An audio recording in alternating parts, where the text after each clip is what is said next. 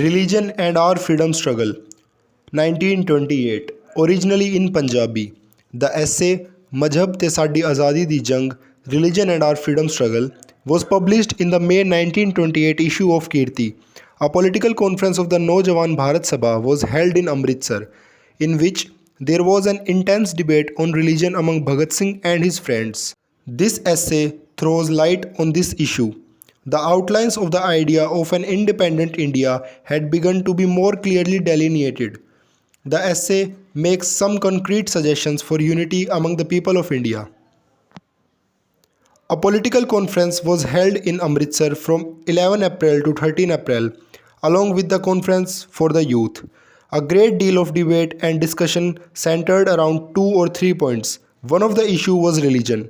Though no one would have raised the question of religion, but a resolution was proposed against communal organizations and those who were supporting these communal organizations under the pretext of religion wanted to protect themselves.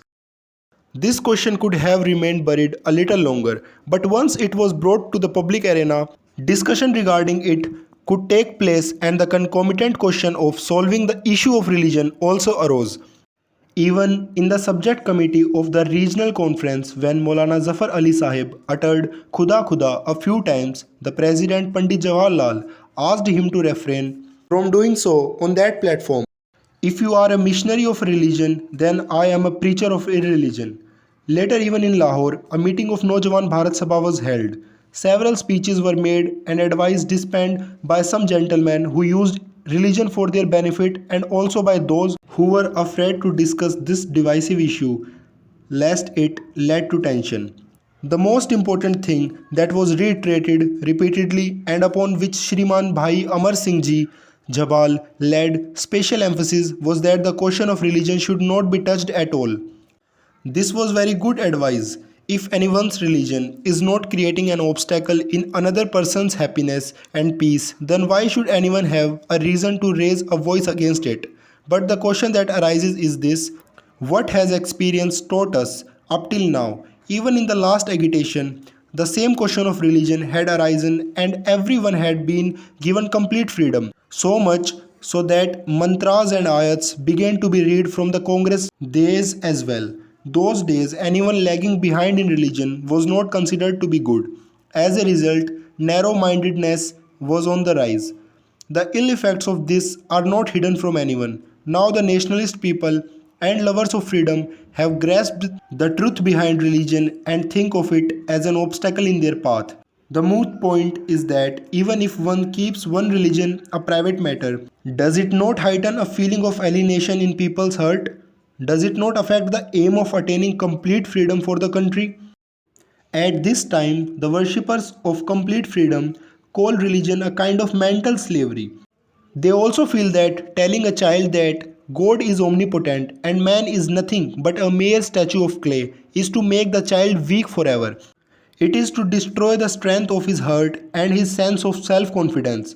But even if we don't discuss this and go straight to the direct question before us, even then we see that religion is an obstacle in our path. For example, we want everyone to be equal. There should be no division of class among the capitalist nor of touchable and untouchable. But Sanatan Dharam is in favor of this discrimination. Even in the 20th century, if a lower caste boy garlands people like the Pandit or the Molvi, they have a bath with their clothes on and refuse to grant the Janeu, the sacred thread, to the untouchables.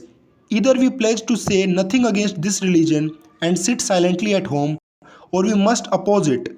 People also say that we must reform these ills. Very good. Swami Dayanand abolished untouchability, but he could not go beyond the four Varnas. Discrimination still remained.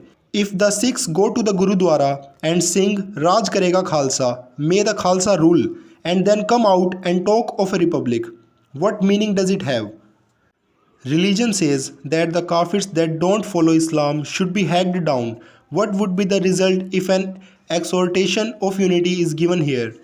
We are aware that chanting some higher orders, ayats, and mantras can be used to draw different interpretations, but the question is why should we not rid ourselves of this entire problem?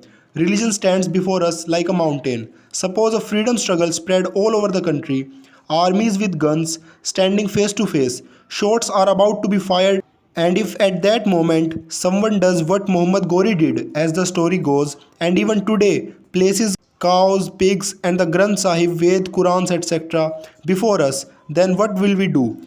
If we are staunchly religious, we will roll up our bedding and go back home. While there is religion, Hindus and Sikhs will not shoot at cows or Muslim at pigs. Staunch believers would keep rolling in front of their idols like the thousands of priests at the Somnath temple, while the others, atheist or the irreligious, will get the task done. So, what conclusion do we reach? One is forced to think against religion. But let us even consider the arguments offered by those in favor of religion, who say that the world would become a land of darkness and sin will increase if religion is absent. Alright, let us look at this. The Russian Mahatma Tolstoy, writing about religion in his Essay and Letters, has divided it into three parts. First, essentials of religion, that is, the main tenets of religion. To speak the truth, not steal, help the poor, stay in harmony with others, etc. Second, philosophy of religion, that is, the philosophy of birth and death, reincarnation, the creation of the world, etc. In this, a person tries to think and understand things according to his own will. Third, rituals of religion, for example, the rites and conventions, etc. This means that in the first part, all religions are alike. All believes in speaking the truth, not lying, living in harmony with others. Some people have called these things individual religion. There is no question of dissent here. In fact, every human being should follow such noble principles. The second is the question of philosophy. One has to accept that philosophy is the outcome of human weaknesses. Where people can see there is no trouble.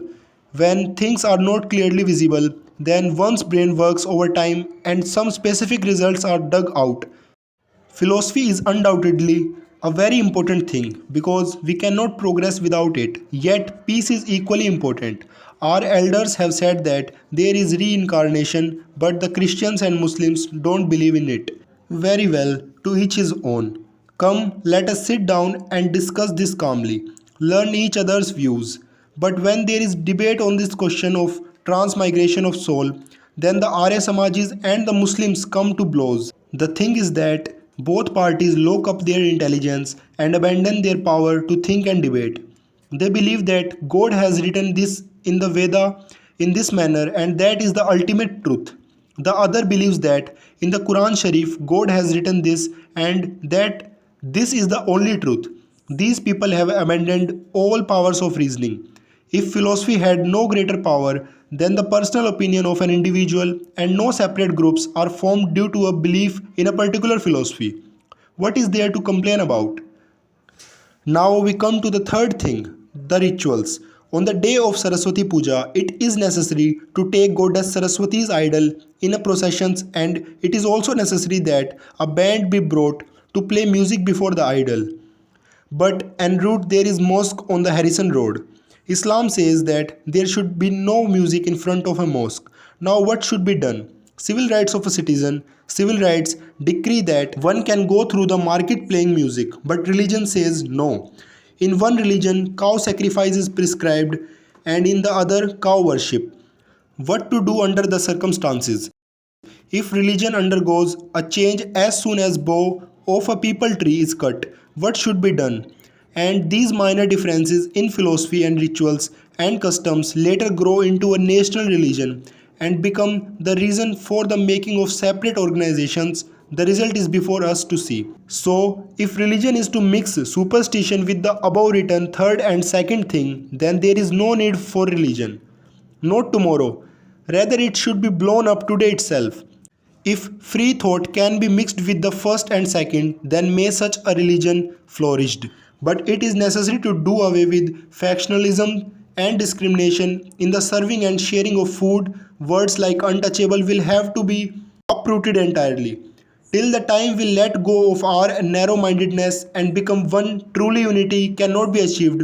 So, only by following the above mentioned things can we move towards freedom. Our freedom does not mean merely to escape the hold of the British, it means complete independence. When people will intermingle with each other freely and be rid of mental slavery as well. Shahid Bhagat Singh.